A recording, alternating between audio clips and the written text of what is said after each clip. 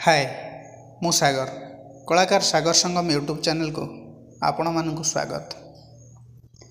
आज यही सुंदर कहानीटी राखी और जगन्नाथों उपरे। यही कहानी मध्य लुचि रही मालती पाटपुर गाँव रहस्य। मु जेतेबेले यही कहानीटी को प्रथमे पढ़ी सतरे मो आखिरे लुह आसी जाइथिला।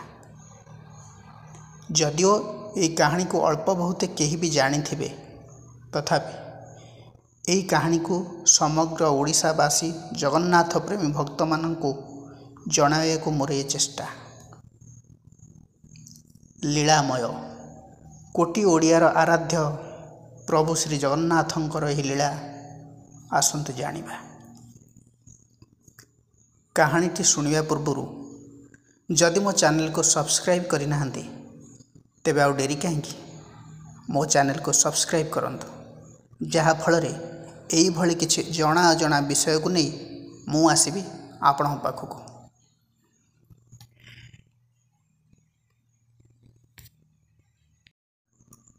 पुरी जिबा बाटरे पड़े मालती पाटपुर गाँ।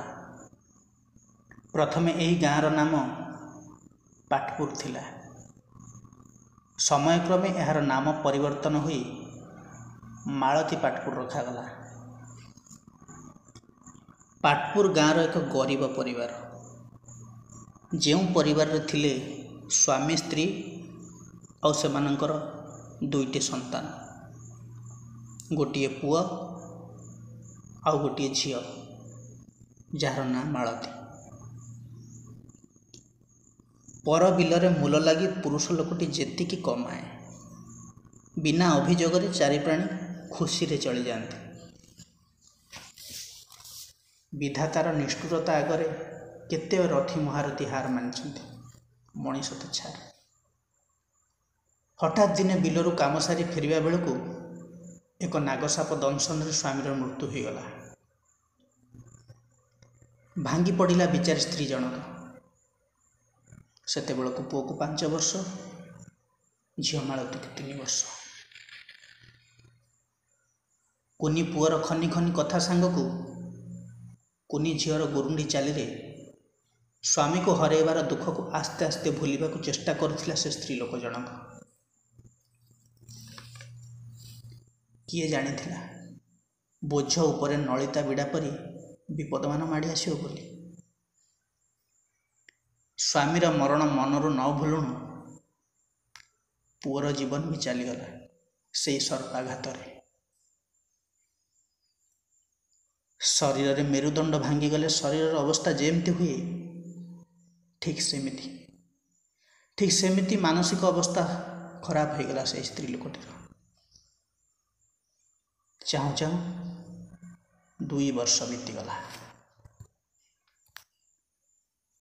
स्त्री लोकटी कहा घरे बासन माजे तो कहा घरे झाड़ू करी जहाँ भी किछि रोजगार करे से ओलिए खाई ओलिए उपास रही चली जाती माँ झील। ओडिशा रे 12 मासरे 13 पर्व, से राखी पूर्णिमा बाद पड़ो बा किपरि। राखी पूर्णिमार 2 दिन आगुरी मालतीर सांग माने राखी किणुथिले।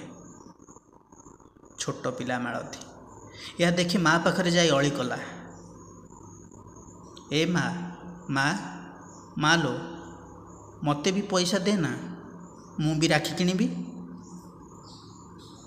माँ मालतीर मुंड को आउंस दे कान बांधि रखिथिबा पैसा को धरईदेला मालती हाथ को। मालतीर खुशी कहले न सरे। परदिन सकाळु मालती दुकान जाई राखीटे किणिला। आउ सांग मानक ठार बुझिला जे एटा भाई मानक हाथ रे बंधा जाए। संध्यारे खेला खेली सारी घर को फेरिला मालती। दिन सारा काम रे क्लांत होई सपटिए बिछई तले शोइथिला माँ। माँ पाखरे बसी मालती पचारिला, माँ मो भाई कहीं? मोर सबु सांग माने तांको भाई हाथ रे राखी बांधिबे। मो भाई कोठी अछि कह, मु भी राखी बांधिबी मो भाई हाथ रे। कांदी पकाइला माँ। ନିଜର କୋହକୁ ମନ ଭିତରେ ଚାପି ମାଳତୀକୁ କୋଳେଇ ନେଇ କହିଲା, ତୋ ଭାଇ ନାଁ ହେଉଛି ଜଗା, ଆଉ ସେ ଶ୍ରୀମନ୍ଦିରରେ ରହେ। ତୁ ତା ହାତରେ ରାକ୍ଷୀ ବାନ୍ଧିବୁ। 5 ବର୍ଷର କୁନି ଝିଅ ମାଳତୀ କ'ଣ ବା ଜାଣେ ସଂସାର ବାବଦରେ, କ'ଣ ବା ଜାଣେ ମୋହମାୟା। ରାତି 4ଟାରୁ ଉଠି ହାତରେ ରାକ୍ଷୀ ଧରି ଚାଲିଲା ମାଳତୀ ଶ୍ରୀମନ୍ଦିରକୁ। ଜଗା ଭାଇ ହାତରେ ରାକ୍ଷୀ ବାନ୍ଧିବ।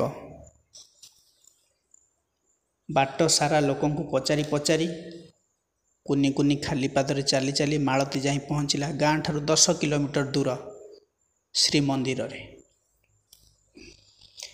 ମନ୍ଦିରର ସବୁ ପଣ୍ଡା ସେବାୟତ ସୁଆର ଯାହାକୁ ଦେଖିଲା ପଚାରିଲା, ମୋ ଜଗା ଭାଇକୁ ଦେଖିଛ କି? ସେଇ ମନ୍ଦିରରେ ରହେ। କିଏ କାହିଁ ଜାଣିବ କିଏ ତା ଜଗା ଭାଇ?